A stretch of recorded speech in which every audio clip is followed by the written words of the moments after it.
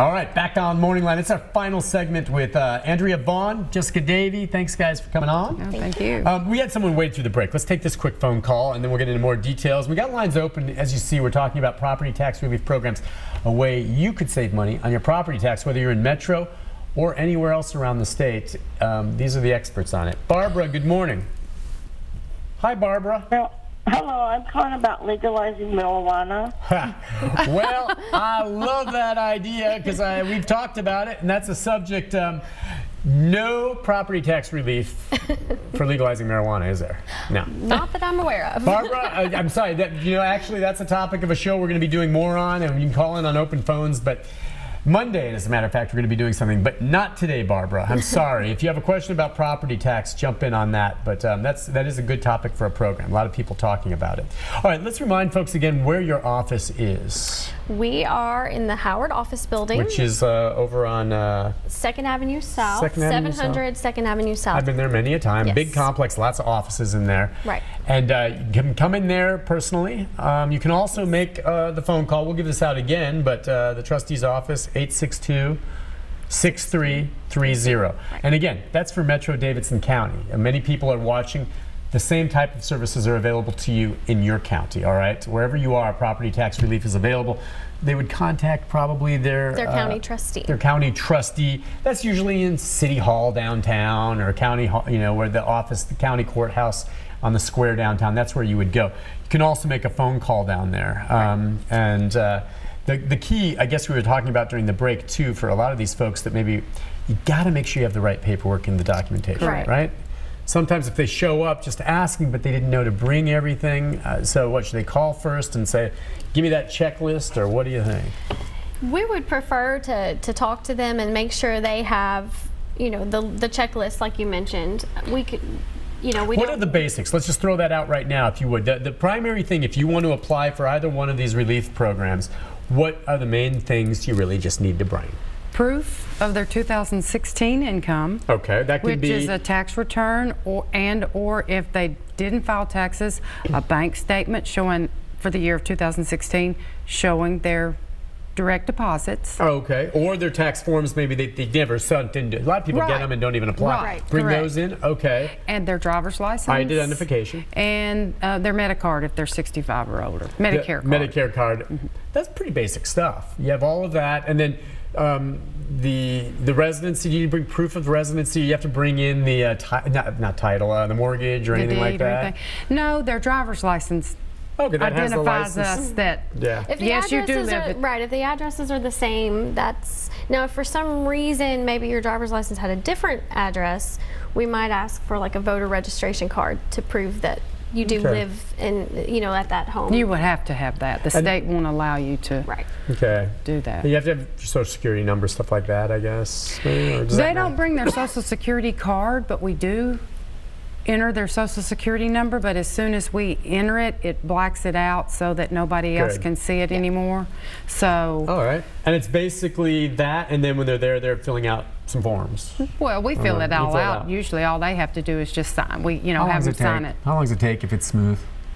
No more than 15 minutes if it's smooth. Folks, that sounds great. That sounds great. I got to ask this. But first, let's take a quick call from Richard. Richard, good morning. Good morning, everyone. Hey. I have a statement and a question. I used to watch MorningLine regularly, but last 3 times I tried to make a statement, I got hung up on. You must have said something. Maybe I can make it all the way through this time. Okay, go ahead. I'd like to point out that the current tax rate, I was on a group that protested these tax increases. The property taxation is nothing less than extortion. The American dream is, if you don't pay your taxes, you find out who owns your home. A lot of us woke up from that dream. But it's not a tax increase. It's the value of your home. They already said they don't increase the taxes. You're paying more because your home value, but the top property tax rate actually went down. Well, of course, this is a bubble, self-perpetuating. If they can raise the property tax, then they get more revenue for the state and the property. A homeowner goes, wee, look how valuable my home is. And then all the time, they just pay more and more. And at the point that I've noted that for every point that the tax increased, the homeless rate goes Okay, that's my statement. Now the question, I'm considering going over to solar power. If I install a solar array on my roof, will that qualify me for a tax decrease? Some kind. There are programs for, and again, that's out here. Good for you. I like the idea, and we didn't cut you off there. I love it if he's going solar power, but that's outside your realm. I don't know if you guys know that off the top of your head. I can tell you, without too many specifics, that I understand there are programs in place where you can get some type of, I don't know what the benefit is if you do things to make your home green, if you will, and then using less electricity and generating some of your own from that. I know there are programs like that. I don't know who you would call to check on that. I don't know if you get some. I would think maybe NES would be a start, or natural gas, or even someone with the state. I know there are programs like that. If nothing else, they may help you in terms of getting the equipment to set up your solar panels or something like that. I just, rebates or something. I don't think it has anything to do with property taxes. No. But good for you, man. I hope you do that. And I think more people are looking at that. Solar power, and it can save you money on your utilities. Good for you. I needed to ask this just about, do you encounter, and it must be very rare, any fraud? On the tax relief program? Yeah, just when they come in, folks maybe who, are kind of cooking the books to try to get, and I would say that there's a lot of fraud out there, but the trouble to go to this to save a little bit on property taxes would kind of surprise me, but has it happened? I'm sure that it has happened. Where they've been caught? That's what I was going to say. We take the application, screen it, make sure we have the proper documentation, and then we send it to the state for review, and it's subject to audit, and it's subject to review by the state.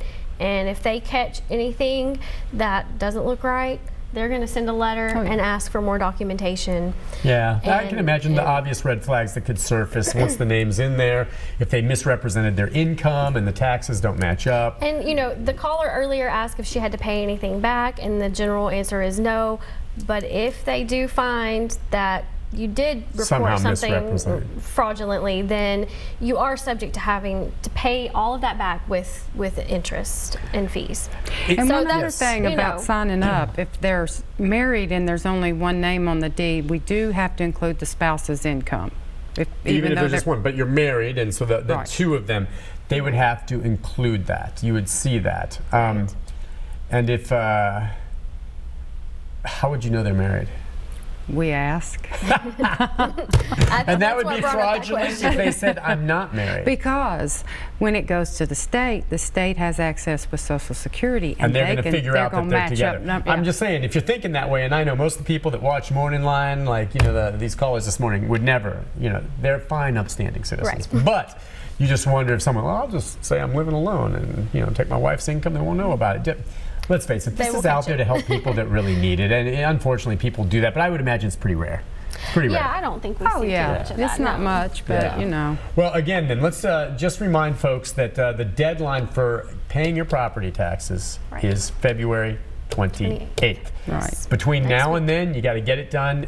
If you're not sure, if you're scrimping, contact you guys and see if you qualify. And there is the phone number on the screen for Metro Nashville's trustee office, and this is where these folks are, 862-6330. 862-6330. It's the Howard School. It's right downtown on 2nd. Yes. And again, that's the number for Metro Davidson County. And I know many of you watch outside the area, as I've said all along. Go to your county clerk's office and ask them, and they'll find out. Would you imagine there is a 5, 6, 10% of people out there maybe that would qualify that don't know they do? I would think so. I guarantee money is being left on the table. Yes. Right? They just don't know it. They're not aware of it. And they find a way to pay it, even though they're on a fixed income, and my heart goes out to them. Right. And there's maybe a third of what they've paid that they could be getting back. Yes. Right. I mean, we see the numbers go up every year. As more people, you guys do a great job educating, coming on shows like this. Right. Some of that is because people are finally now old enough, or maybe their income circumstances have changed, but also it's because they're learning about it.